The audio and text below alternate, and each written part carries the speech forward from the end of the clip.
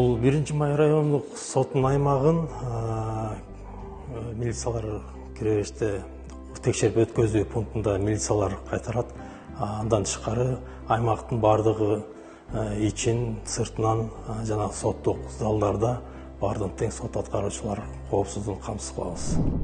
Сот приставдардын негизги милдетине сот убагында соттордун коопсуздугун камсыз кылуу, күбөлөрдүн жана ошондой эле бардык катышуучулардын коопсуздугун камсыз кылуу биздин сот приставдардын биринчи милдети болуп эсептелет. Сот аткаруучу менен сот приставдардын кийген атайын бул формалары окшош, бирок биздики сот приставдары мындай төшкө тагылган жетондор болот, ошол менен айырмаланат. Жетондо бардыгынын тең өзгөчө номерлери менен айырмасы ошол.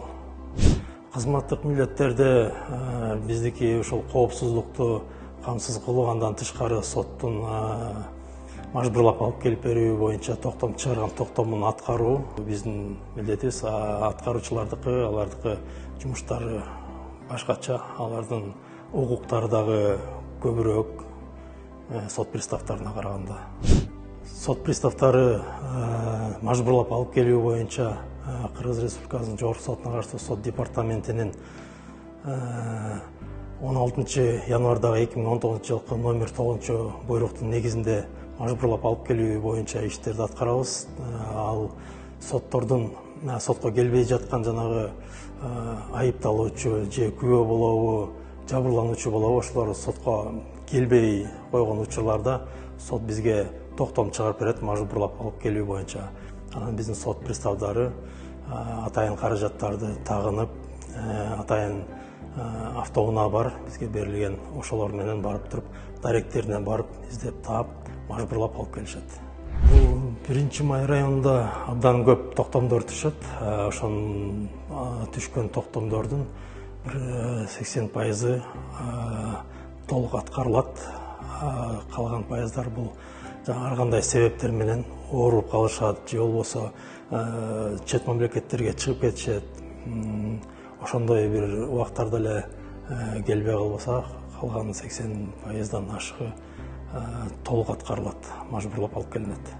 Жакында эле болгон 2020 жылдын жаз баш жактарында бир күндө 380 кишиге токтом чыккан мажбурлап алып келүү боюнча.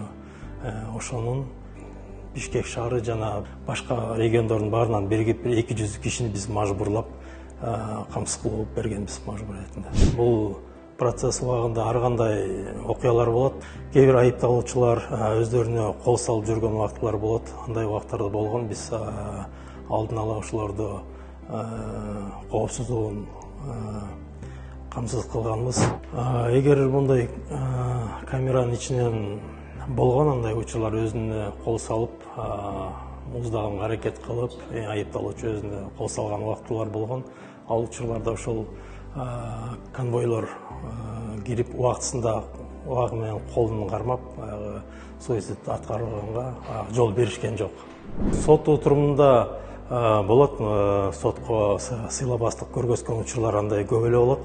Ошондо биз Кыргыз Республикасынын укук бузуулар жөнүндө кодексинин 442 беренин негизинде биз аларды айыппулга тартабыз, 5000 сом айыппул салабыз.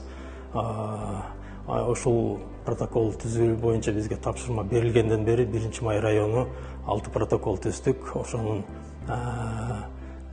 жарымдан көбү уже штрафтарын төлөп, мамлекетке кошумча салышты төлөө электерин биз сот аткаруучуларга өткөзүп бердик. Сот приставдары атайын физикалык жактан даярдык көрүп турабыз. Экинчи күндөрү жана 4-чү күндөрү Динамо спорт комплексинде ошол жерде барып туруп атайын приемдорду үйрөнүп, кандай приемдорду аткарса болот, ошо машыгууларды өткөзүп турабыз. Жана жылына 2 жолу сот приставдары ошол физикалык жак, физкультура жагынан норматив тапшырып турабыз.